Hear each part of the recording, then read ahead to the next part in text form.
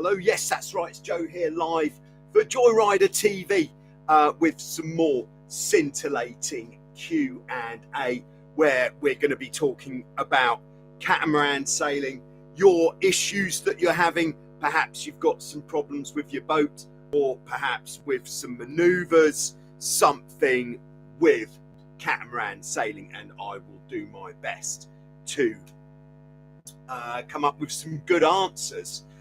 If you're not watching this live and you're watching this later on and you've got any questions, then of course you can put those questions in the comments below and I will respond to those in next week's Q&A. Yes, I will. Incidentally, I have just updated the global speed stick leaderboard. So if you want to see the action there, if you're watching live, I have put the link in the live chat. If you're not watching live, I'll put the link in the description below and you can check that out to see what the big speeds are on the leaderboard. Now, you may be wondering what has been going on this week in Vasiliki Bay. Maybe you're not wondering that at all. In fact, it's pretty unlikely. But today we did have some pretty big wind. So I've been out taking one for the team, doing some more R&D on the topic of how do you get downwind when it's too windy to get downwind. Oh yes, I took one of our instructors out for a white knuckle ride of downwind action. So I'll be editing that this weekend and hopefully I should have that out on Monday. Tomorrow we're going to have another video out which will be on the different types of catamaran that we actually have on the Wildwind Beach. So that will be at the normal time tomorrow afternoon. There we go. I'd call that an introduction. Now let's have a look and see who's tuning in live from around the world. All right, so we've got Declan, channel member in Sweden, who says it would be great if you could talk about tethering, pluses and minuses to clipping into the main sheet. I think we should steam straight into that. So tethering is what we're calling it when you are attaching yourself to the boat somehow, so that if you were to fall off, you wouldn't be completely separated from the boat. So the most straightforward way of tethering might be to have a rope coming from like where your righting line is coming from, and you tie it onto your buoyancy aid or onto your trapeze harness. So if you fall off, you're not going to be left behind the boat. If you saw any of the videos last year on falling off the boat, there's a whole series out there which is well worth a watch. Then you'll know that perhaps the most strangely, the worst conditions for falling off your boat is actually when the wind is light, because when the wind is light, your boat is just going to keep going when you've fallen off. And if there's no land for the boat to go into, it might just keep going indefinitely until somebody finds it, like in a fishing boat or something similar. So if you are sailing single-handed, especially open water, then it is becoming more apparent that attaching yourself somehow to the boat is a good idea. Yeah, so firstly, Declan, I am planning to be making a video on tethering in the coming weeks. So we're going to do a lot of testing, but let's just, if this is our boat, there's the mast. So you're saying the pluses and the minuses. What I think the benefits of tethering to the boat are pretty obvious. The benefit is that the boat isn't going to leave you behind when or if you fall in. yet. So, and what is the benefit specifically to tethering by clipping into the main sheet? I don't even know if I can draw this, but if this is the main sheet here where we've got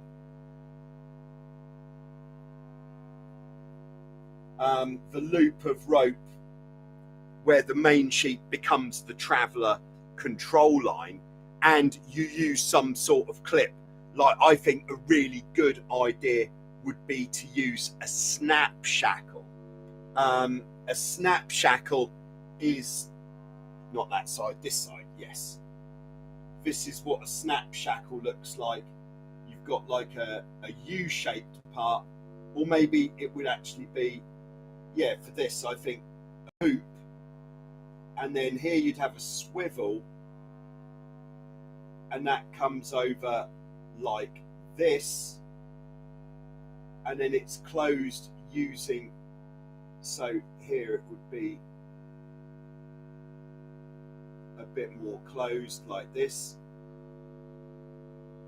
and then on the end here you'd have something perhaps with a rope to make it easy to grab hold of. So this would be like this, and there's a swivel just there. That's the first ever picture of a snap shackle, by the way. Thank you very much. So the way the snap shackle works is if you pull this that way, this opens and releases. So I think this is going to be the best way of tethering to the main sheet. If you have this part of the snap shackle attached to your trapeze harness, and then when you want to clip in, you just clip this into the main sheet. So if at any point, one of the negative points of clipping into anything is if you did capsize, there's always a chance you might get tangled up, which could be a little bit iffy if you're getting tangled up while the boat's going upside down or something. So to have the ability just to pull that and you're released, I think is a really good idea. So that would be one drawback to tethering to the main sheet, but that would be the same tethering to anything on the boat. So we've talked about the biggest bonus advantage of clipping into the main sheet, that is you're going to be attached to the boat. The second advantage of clipping into the main sheet specifically is that you're always going to have the main sheet with you. This is very nice. So it's going to be running through this snap shackle just next to your trapeze harness.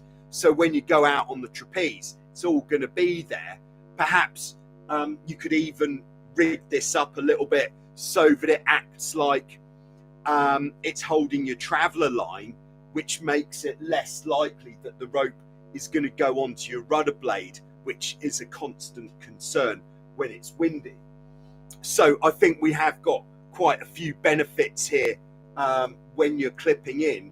Now, what are the other drawbacks to clipping into the main sheet? Number one, as I've said, is it will be possible to get tangled up if you were to capsize. So we just need to look at how we can really reduce the amount of chance of getting tangled up. Are we going to be all right crossing the boat when we're tethered? Yes, I think so. I'm really looking forward to making these videos on the topic where I can find out this by doing it, not just by imagining it. But I think one of the big question marks over any sort of tethering is what is going to happen if you pitch pole and you are clipped in. So if you're clipped in and you go flying forwards, perhaps when you get to about here,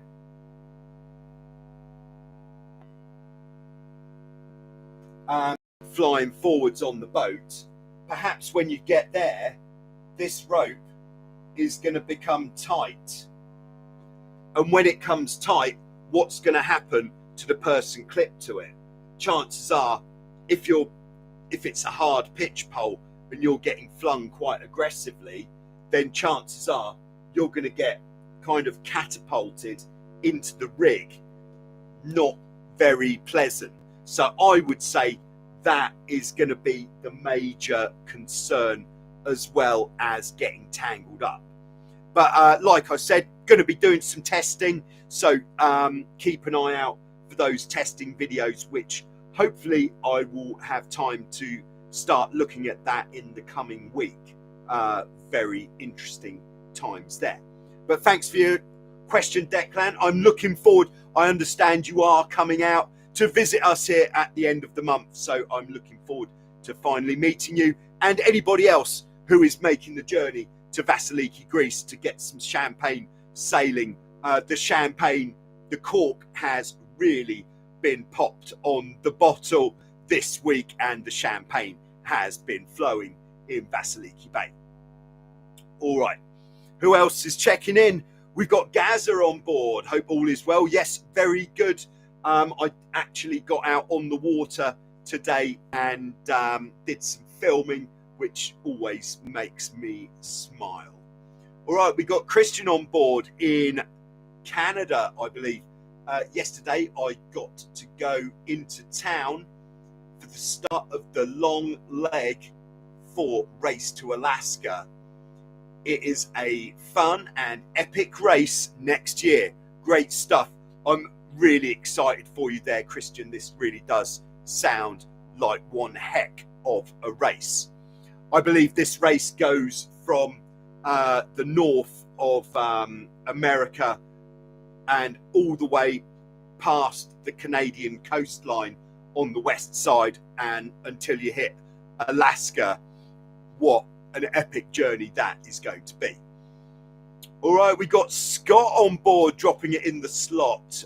Great to hear from you there, Scott. Hope it's all well with you and your sailing is going well and you're able to get out on the water. All right, we got Max on board. Airplane via Wildwind Beach starting tomorrow morning. Yeah, so Max is coming here tomorrow. Amazing. Looking forward to seeing you, Max. Hope the C2 is looking forward to some cooking the goose with beans. Greetings from Rosenheim, Germany. Great stuff, Max. Looking forward to that. And yes, we will go and have some full power sends on the C2. All right, we got Leland Lee on board, Clearwater, Florida. Great to hear from you. Who else is tuning in? Wow, a lot of people tuning in today. Thanks for tuning in, everyone. Makes me feel wanted. That's nice, isn't it? All right, we've also got Axel. Oh, this is a good question. If only Axel asks, do you know of any foiling kits for Hobie 16s? The answer, I'm afraid, is no. Now, the big reason why the Hobie 16 isn't the best boat to put a foiling kit on is because there's just too much twist. When, as you may have noticed with anybody who sails a Hobie 16, when you fly the hull, the hulls aren't quite even, which means if you've got foils in the water and this twists, all sorts of weird stuff is going to happen, which you're not really going to be able to have any real science to it because the boat is all over the shop. Also, I would think for the size of the boat, the Hobie 16's perhaps a bit on the heavy side. And then on top of that, when you are mounting the foils for the rudders, that's a ton of strain onto the rudder gudgeons where the rudders attach. So we'd have foils on the rudders, which would be with some sort of wings on there, and then some sort of curved foils under the boat. And then, of course, for the foils that go under the boat, we're either going to have to cut a hole through the whole hull or have some sort of clamped onto the outside kind of scheme. But if anybody knows of anything, obviously I'd like to hear about it, because that sounds like a great way of potentially getting more speed out of the 16, but probably more likely new and exciting ways of hurting yourself on a Hobie 16. Great stuff. All right, Zach is on board. Caught you on the drive home. Nice. Leaving northern Michigan, heading back to Ohio. All right, have a safe journey, Zach. And I hope the traffic is on your side. All right, we got Dave on board. Hobie 16 Amateur Hour, Lake Lanier, Georgia. Question, are the Hollies overlooked as a seminal rock and roll influence? Wow. Now that is quite deep for this early in the Q&A. But I will certainly be checking out some Hollies to see what I think about that. But of course I can't do that just now because the video will probably get taken down. But thanks for your question, Dave. Hope you're doing well. All right, we've got David on board. Hello to Joe and the Joyriders from sunny Worthing on the south coast of the UK. Great to hear from you, David. Who else is with us? All right, Scott has got a question. While watching your latest video this week, I noticed that with the first rider and with SAR, the jib was travelled out but not sheeted in. Oh, but not sheeted out. Okay, have you changed your philosophy? No. Okay, so the jib was sheeted out. It was pretty, I'd say, for me, it was sort of a moderate wind. So if we look at our boat from the top,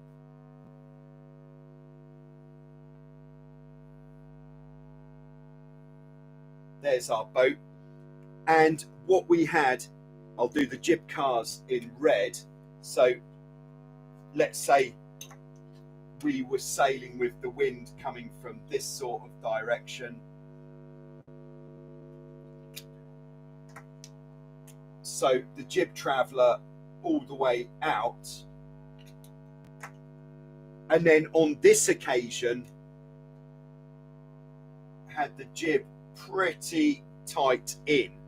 Now, what is the benefit of doing that as opposed to, let's just do an alternative, jib traveller all the way in, and then we'll have the actual jib in red here, but the jib not sheeted in as tight. So maybe that would be more like this. So the big benefit of traveling the jib out more and then increasing the tension in the sheet is that we're going to have a flatter sail. And when we're traveling at high speeds, flattening the sail, what does that do for us? Perhaps it does reduce a bit of the drive, but on the occasion of the video from last week, I was really looking to get as much power into the boat as possible. So sheeting in the jib tight, yes, it was flattening it, which was taking some of the curve out of the sail. So maybe, yes, it's quite a tricky one to answer actually, whether by flattening the sail we were losing power, whereas if we'd have had the traveller in a bit with a bit less sheet, a bit more curve, might have provided a bit more power. But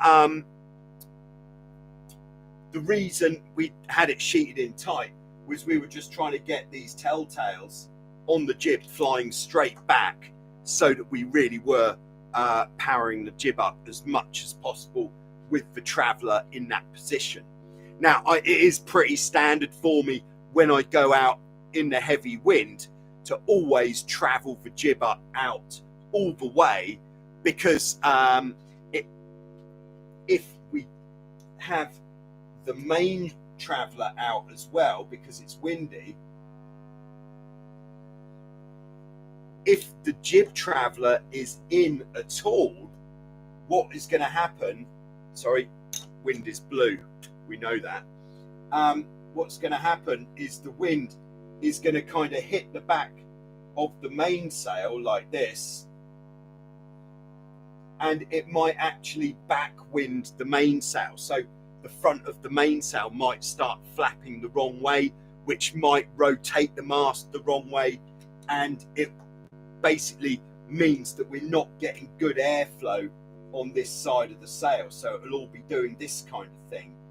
Yes, we'll have airflow on this side of the sail, but the reason the Catamaran is fast, or anything with a fully battened mainsail, is because we're getting an even flow of air over both sides of the sail. So there we go. So that is why traveling the jib out is favorite. If we think we're going to have to travel the mainsail out at all, the jib should always be traveled out more as a percentage of its range. There we go. All right, we've got Benny on board. Hello, Benny. Hi, everyone. Great memories from last year sailing with Scott. Nice. Very good. Oh, yeah, because I think Benny was here at the same time. Nice to hear from you, Benny. Also, a Wild Wind Vasiliki regular, Hanny, is on board. Great here in Vasiliki. Yes, what a day it has been. All right, we've got EC, who is checking in from the middle of nowhere in Iowa. Great stuff. Sounds like it must be cooking there. We've got Mr. Tony KP, who says hello to all of the community from Ebeltoft, Denmark. Great to have you with us, as always. All right, EC says, just reassembled the Hobie 18 after drilling out a sheared crossbar bolt. Ouch. How tight should the Dolphin Striker be? All right, so the horizontal bent post. So let's just have a look at this in a picture. If this is the front beam, slightly exaggerated amount of curve there, then what we have is going up the middle of the front beam, we have what I call the central rod of the Dolphin Striker, which generally attaches to the mast foot, the mast step, and then going to the sides, we have the other part of the Dolphin Striker like that. So EC is saying, how tight do we need to have the Dolphin Striker? It's very important that we have the Dolphin Striker, which is generally adjusted by some nuts here on the smaller types of boat, whereas on the more modern boats, the adjustment is more likely to be with a big nut here or here, so you actually move this post up or down to tension the Dolphin Striker. But either way, first thing is the Dolphin Striker always needs to be tight. Its main purpose is providing strength to the front beam. If we didn't have that there at all, then the load that comes down through the mast, and if you imagine the amount of load pushing down, this is a ton of stress on the front beam. So if it wasn't supported, then we are likely to damage our front beam, or perhaps even snap it, because it's not being supported. So this bar is pushing up on the central rod, which is providing support against the push of the mast. So it's very important that the Dolphin Striker is tight. Now, how tight is tight? Perhaps what I would do if I was setting one up from scratch, it's not something you have to do very often. What I would do, I'm just going to draw another front beam.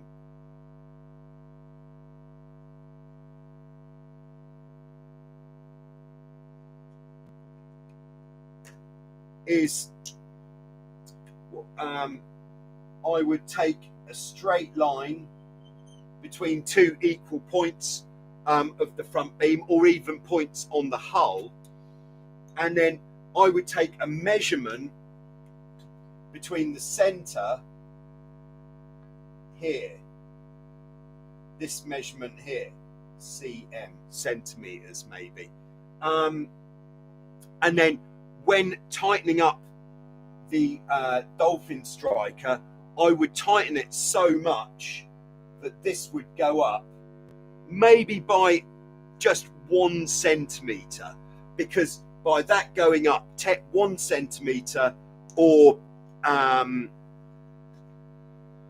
thereabouts, that means we've definitely put tension into the Dolphin Striker enough so that it is going to resist the pressure.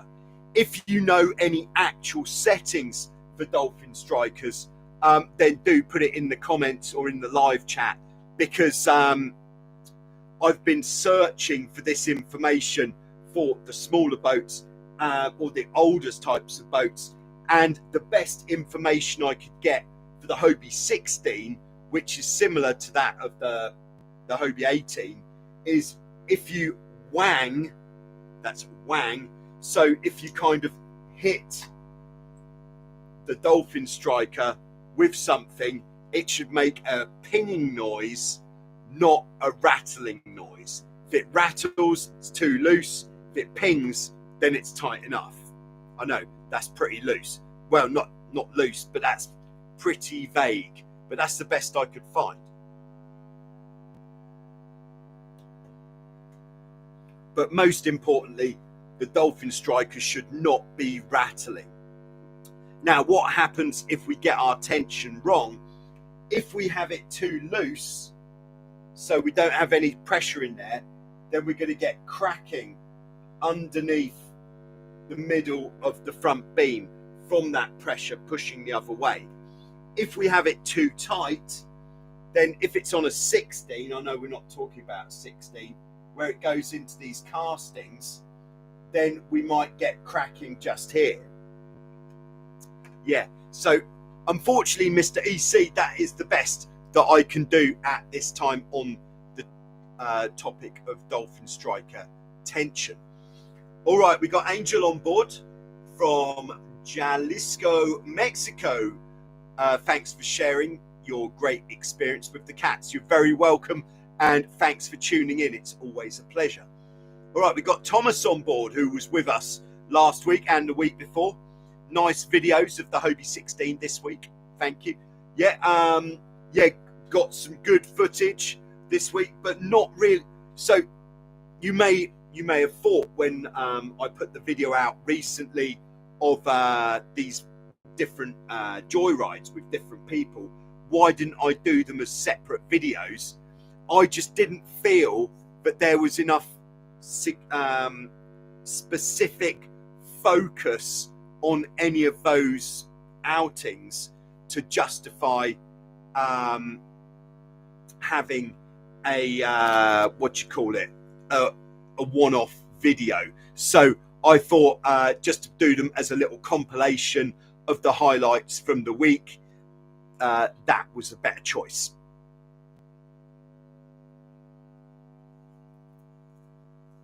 Okay, so all right, apparently I'm getting some sort of hum from that would be it. I think that hum should be gone now. I'm hoping it is. Let us know if I have just got rid of the hum.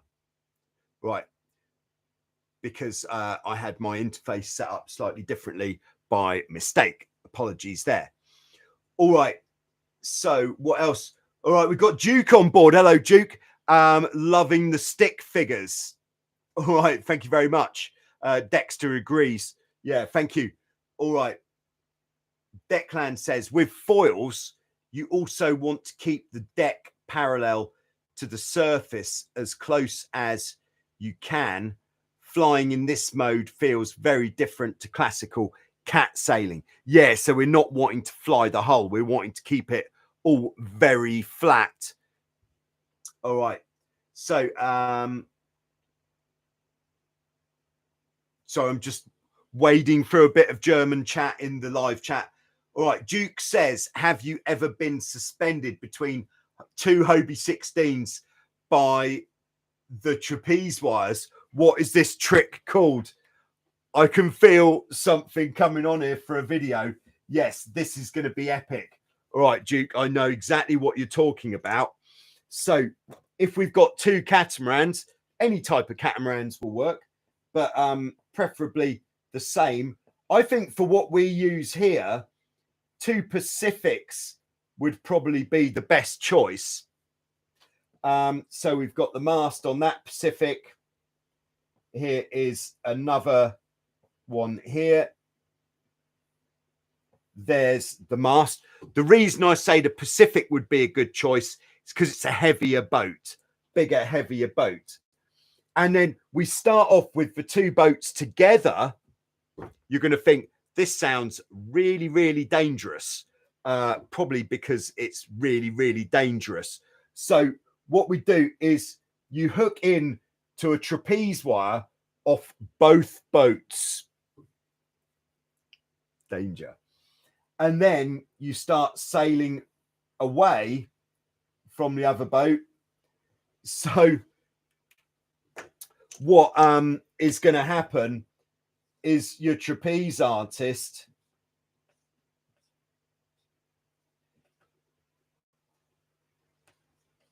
is going to be suspended up in the air in between these two boats by his trapeze hook. But I would probably not go for the trapeze hook here. Instead, I would tie a snap shackle onto the trapeze hook. I think that would be absolutely hilarious to do it. And in fact, I think it is going to be tried. But the problem is, of course, that the wind is going to be coming from a direction. Yeah, unless we do it with the wind completely from behind. But then I think that would be just as dodgy. So if the wind was coming from this side, yes, this boat will be all right because the trapezing force there is going to be pulling this way. But on this boat, the force in the sail and the guy out on the trapeze is trying to pull the boat over. So we are going to be having to put two heavy guys on the trapeze here.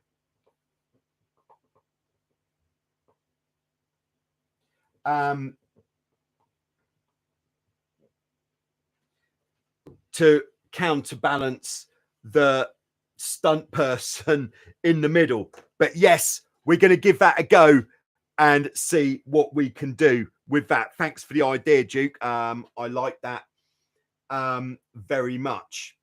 All right. In fact, at this time, I might even put it in my videos to make. I'm going to call it Duke's Stunt. That's just a working title. All right, there we go. It's in there, which means we're definitely going to be making that. All right.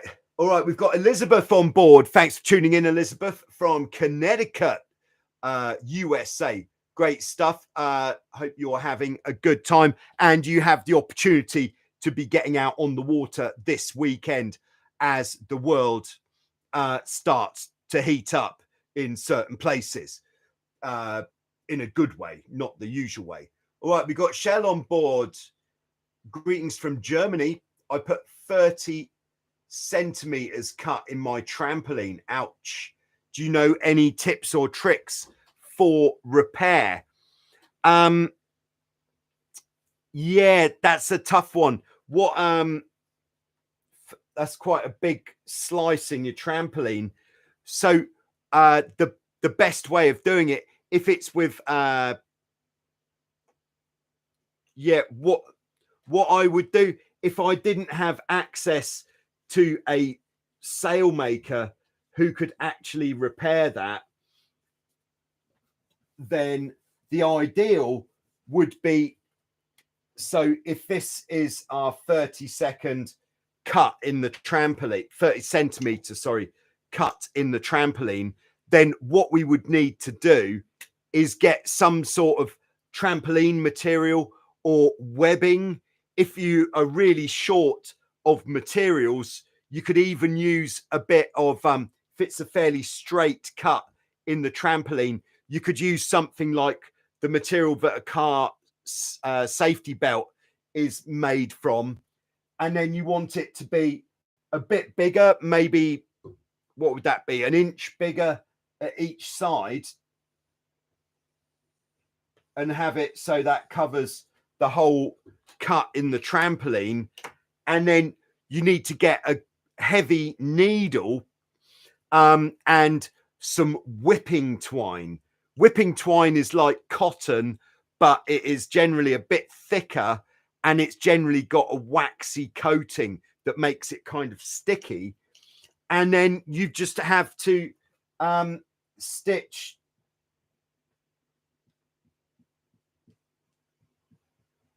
round the outside, and then probably do a cross, go both ways. And that will work as a, I'd call that a fairly temporary repair still. So you will need to eventually get it done by a sailmaker who will have the heavy duty sewing machine with which they can repair that properly. But if you stitch it up, and then anybody who goes sailing on your boat, just ask them not to put a foot directly on there, then it should last you for a good couple of sails at least. All right, Max says, I'll share my 96 kilograms for the starboard boat. Great stuff. Duke says, I will fly to Greece to make that video. Excellent. I look forward to that. But I think we need a very lightweight and brave person to be the one in the middle who's going to get elevated, because it could be quite sketchy. I think get elevated, then pull the quick release on the snap shackle, and oh my word. All right, we're going to get the cameras out. Okay, so we've been going 37 minutes now. We're just going to take a short commercial break.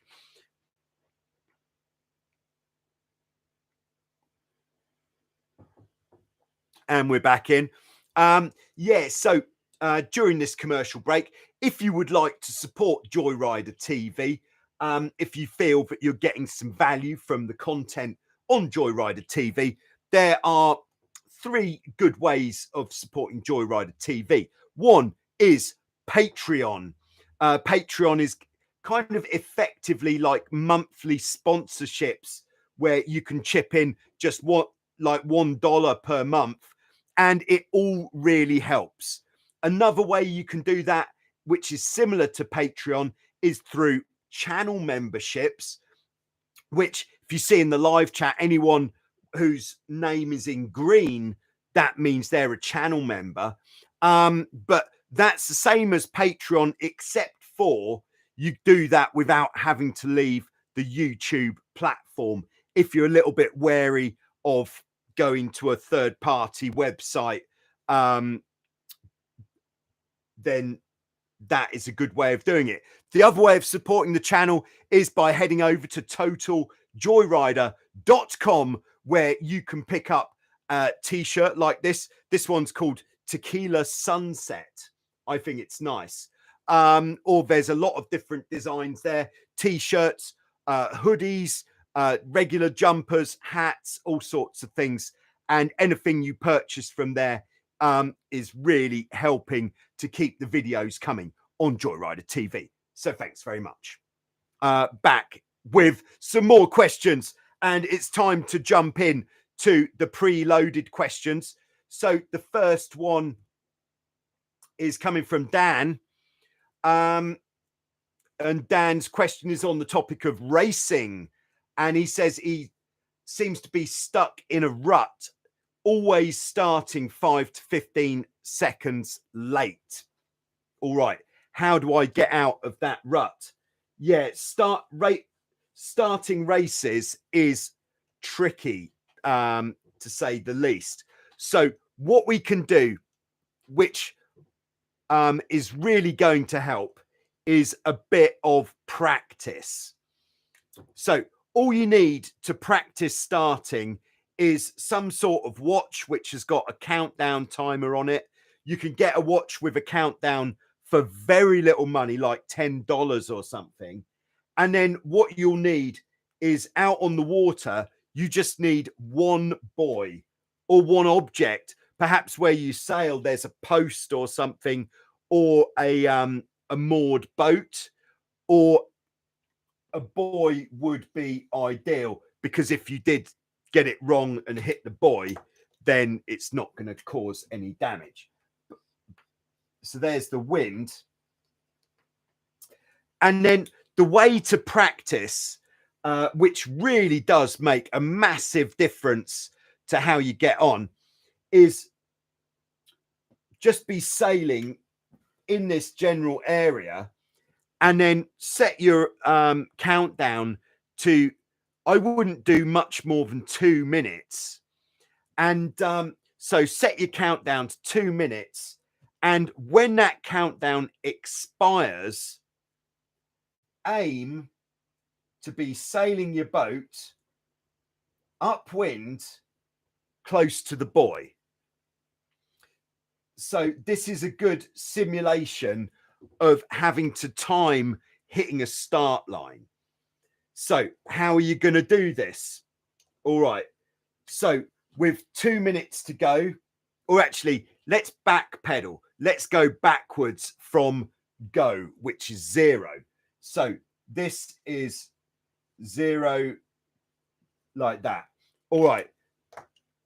So with 30 seconds to go, you want to be in a position where you can only just be seen. All right, not to worry. You want to be down here in a position where you can get to the buoy and you can control your speed by letting the sails out and pulling the sails in. So hold on. So this is,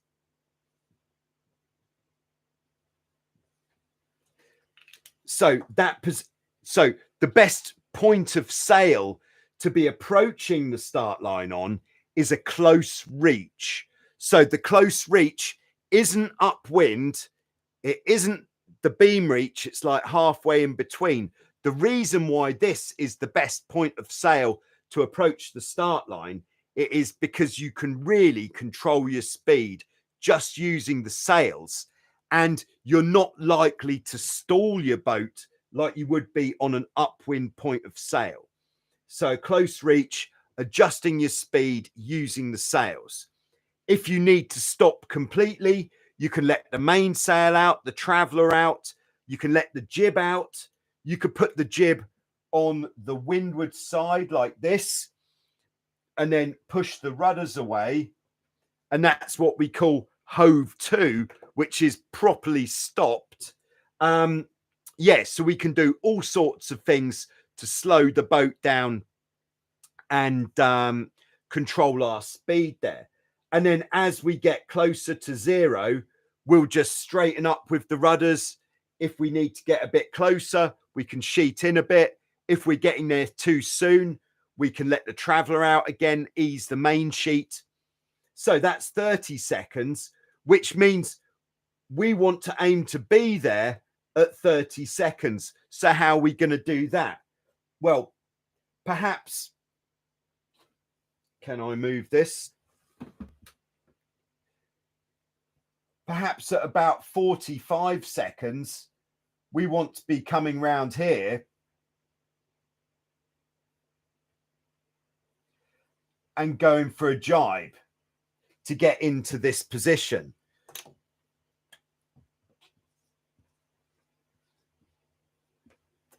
Which means if we're going to be there at 45 seconds, maybe we want to be sailing off this way on the other side of the buoy at 1 minute. So you can see where we're going with this. Most importantly is don't sail too far away from your objective, whether it's an actual start line or whether you're just doing an exercise with a buoy or anything else in the water. Stay fairly close to your objective. There are, of course, other ways you could do it. Another good exercise would be to put your boat like here with a full 2 minutes to go, mainsail out, jib on the wrong side perhaps, and just see how long, this is real poker face stuff, see how long you can hold your position for within 2 minutes to see if you drift down here. Now, what you don't want to get into the habit of doing is coming into this buoy on a beam reach like this, because if you do, if you get into that habit in a racing situation, this is going to cause a lot of problems because you don't have any right of way if you have the boat in that position. So any other boats that are coming up like this are going to have right of way. So that, I would say, is a good exercise to go for, and just keep going through this exercise in all different wind conditions until you can pretty much just nail it all of the time. Okay, apologies if the audio is not very good today. I really don't know what is going on with that. All the readings on the YouTube seem to say that it's all right. So we haven't got much more to go through today. So let's go through it. Next one is from Dragon, who says, on the Prindle 16, the mast rotates with the sail. If it had a custom static foot, like on a monohull, how much would that affect the performance? Which one is safer, static or rotating? That's a heck of a question. Would we ever want to put a non-rotating mast on the Catamaran? Answer is it's not ideal. The reason why the Catamaran has the rotating mast is because the mast has got this sort of section, and then the mast becomes part of the sail. So what the mast is doing is it's encouraging good airflow around the sail. Whereas if we had a section like on a monohull, which didn't rotate like this, then we wouldn't have such good airflow. What would happen is this would do something like this, and we'd also have a bit of what you could call separation, where the air isn't close enough to the sail, so it's not getting very good drive from the airflow there. So that is why we generally want a rotating mast. Now, would having a static mast be less safe? No, I don't think so. I think it would be just as safe as long as the section of mast, so the section is what we're calling the size of this tube, as long as it's strong enough to withstand the pressure of the sail. On most catamarans, modern ones especially, we have a section which is the same all the way along the length, which means the mast is going to be just as strong at the top as it is at the bottom. Whereas with a tapered section, which we're more likely to get on a non-rotating mast, you might get to a point just above the hounds where the rigging attaches, where the mast might break. So there we go. That is all I can help you with there. I'm afraid, Dragon, having not tried it. But there we go. All right, so just had a super sticker from Andy H. Thank you very much, Andy. If you didn't know this, if you have got a question and deliver it with a super sticker, that puts you to the top of the list. So on to Andy's question. That doesn't mean I'm not going to answer everybody else's comments, which they've stated previously. How do you feel about bent masts that were dropped and left with a decent dent? I straightened it up, but it's got a dent in it. Devastated and brought a used one. Prefer the dented one. Yeah, I've had this happen to me myself. I've had a fairly significant dent in a mast. And I think if you've got a dent in the mast, the question is, where is the dent? So if we have our mast, we're talking masts here. I know. This is where the rigging attaches, just here. Now, if we've got a dent up here, there's a dent there. I would say this isn't such an issue because this part of the mast isn't under such a lot of strain and stress. Perhaps if you've got a spinnaker on the boat and the spinnaker is anchoring from where the dent is, then maybe it is an issue. But if you've got a dent above the hounds is what we're calling the part of the mast where the rigging attaches. If your dent is above the hounds, then as long as it's not too sinister, too big a dent, then I would say that's not such a big issue. However, if you've got a dent down here, then this is definitely an issue because we've got the stress from the whole rig, and this part of the mast is not going to be as strong as it should be.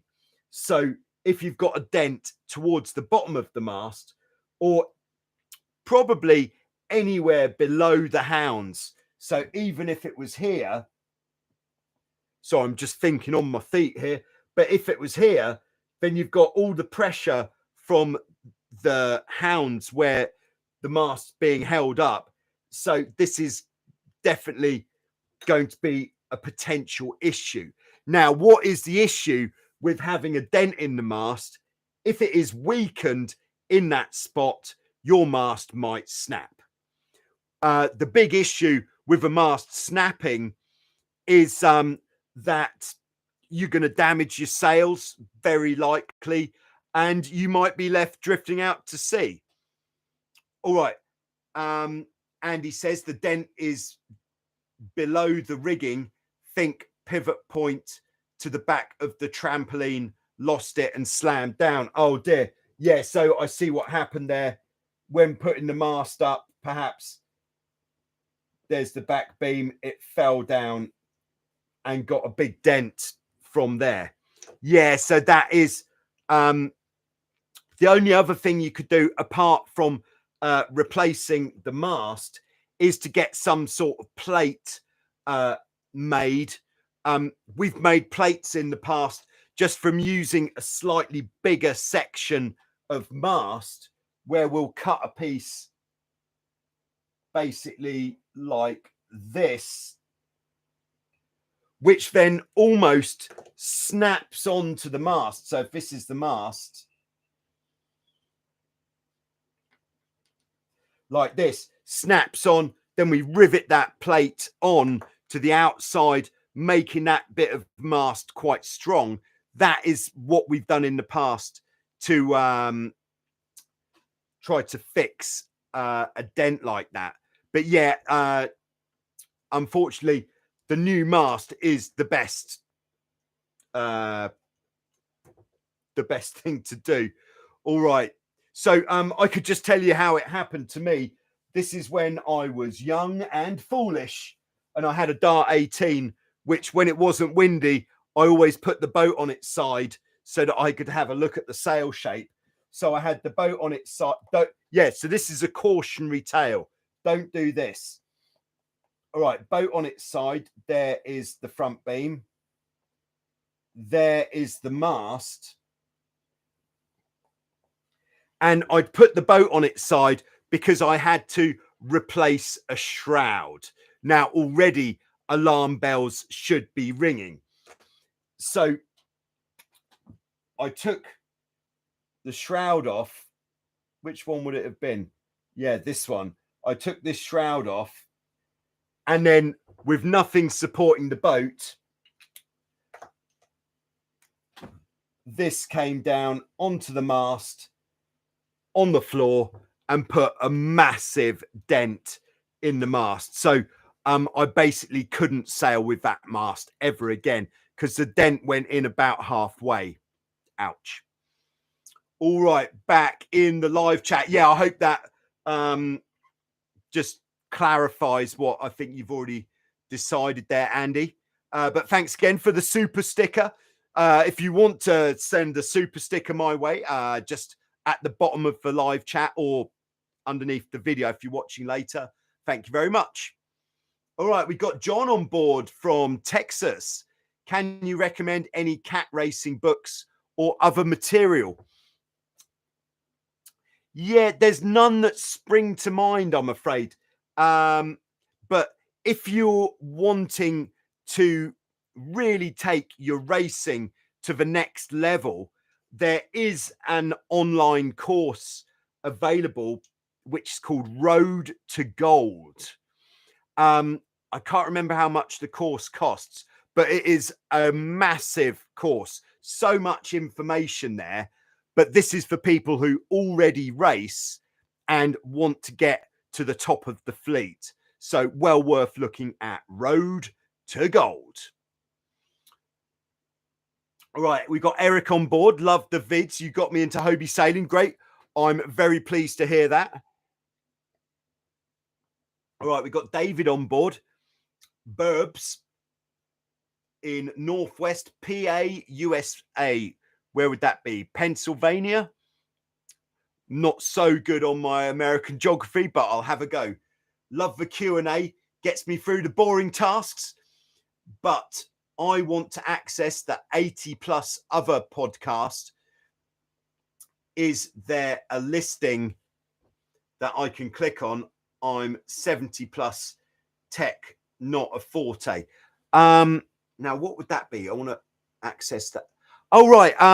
If you want to access the older Q&A videos, all you need to do is on the YouTube channel, go to the channel, and then there should be a few different options on the channel. I'm actually looking at this while speaking. Yeah, so when you hit the channel on YouTube, Joyrider TV, it says home, videos, shorts, and then it says live.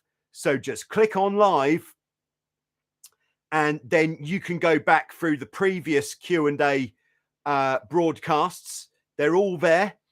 I think there's over 100 there to look at, and probably from about 50 onwards is where it started getting interesting. So there you go, David. Burbs, not nice of you to tune in. All right, we've got Rod on board from the Great Lakes, Canada. Revived a Gonzo 81 just for touring. Thanks for all your great tips. Nice. I'm a big fan of the Gonzo sail colors. I think they are really cooking. By the way, if you are thinking of getting a custom shirt from Joyrider TV, from totaljoyrider.com, then any designs like this, if you wanted this in the Gonzo colors, just send me an email and I can put it together for you. Oh, yes. All right. So we've got Life on the Edges on board. All right. Nice to have you with us, Ollie Smith. He's now a reformed e-foiling instructor and maybe even a bike guide coming up. Hope it's all good. Yeah, it's all good in the Q&A. Right. So I think we've got one more preloaded question. And this one's coming from Giles. Question for you on attaching the shrouds and trapezes to the mast. All right. Yeah, this is a good one. If you only have one hole, so strangely, the last 3 questions have all been about masts. That is a coincidence. So this is the fitting called the mast tang.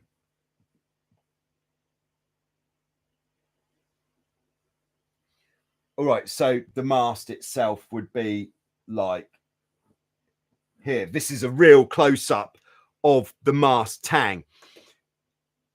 So Giles says, if I just have one hole in the mast tang, should I have everything put onto one shackle or use 2? Okay, the quick answer is just use one. Just make sure it's a big enough shackle so that you can get everything on there. So if we have our shackle, wonder how I can draw this.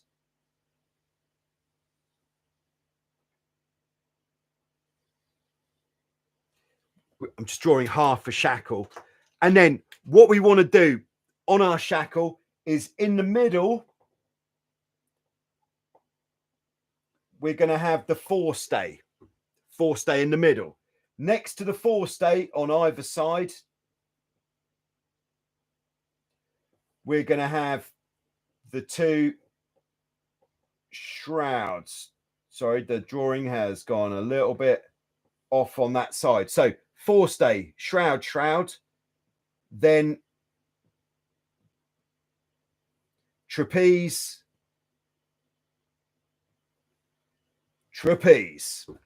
Very nice. That's the same for both sides, of course. The only other way you can do it is if your pin is big enough, you could put 2 of the trapezes, one on either side, onto the pin, which will save you a bit of space on there. But I find that's very tricky to do, very fiddly, and it seems to bend the wire a little bit, which might make it break a little bit earlier. All right, so there we go. That's the preloaded. All right, no further questions, please, because we've been going for an hour and it's time for a drink. Leland says, Leland Lee, the racing rules of sailing, US Sailing Association. Oh, here we go. Makes a book. There are many other good books on the tactics of racing. All good bathroom and bedtime reading materials. So there we go. Check out the US Sailing Association for a book about sailboat racing. So there we go. Thanks to everybody for tuning in. It's been very nice having you all here with us. So having a video on the fleet of catamarans at Wildwind Sailing Holidays tomorrow, and then on Monday will be probably the best video of the season so far. Okay, I've seen we've got some more in the live chat. I'm just going to come on to that now. So let's say I've just done the final statement of the video. So we got Romy Rom locked in, perhaps. All right. So hope all is well. I've missed out on a Hobie 14 and ended up finding a complete 1969 Calcat 13 in great conditions. There isn't much info on them out there, but I've been watching your videos, learning great stuff. Yeah, I think just getting something that is going to get you on the water is definitely the right thing to do, especially if the price is good. You could, of course, hang out for your dream boat, but using another boat as a stepping stone, maybe just make sure you keep it in nice condition, because a boat like a 1969, that is not going to lose any value at all as long as it doesn't get damaged or too much wear and tear. while it is in your ownership. So you could keep looking for that sweet Hobie 14 when one comes up, maybe see about advertising your 1969. You know what I'm saying? All right, so DP767 says, are you planning to attend the Worlds in Cesenatico? All right, so that would be the Hobie 14. Is it a Hobie 14 and Dragoon Worlds? And then it's the Hobie 16 Europeans. No, unfortunately, I'm not going to be attending that event. My one event for this summer, my intention is to go to the Tornado Worlds, which is also in Italy, at Lake Como in August. There we go. All right, John says, thanks to Leland Lee. John races monohulls, but cat racing is a different game completely. All right, so thanks very much.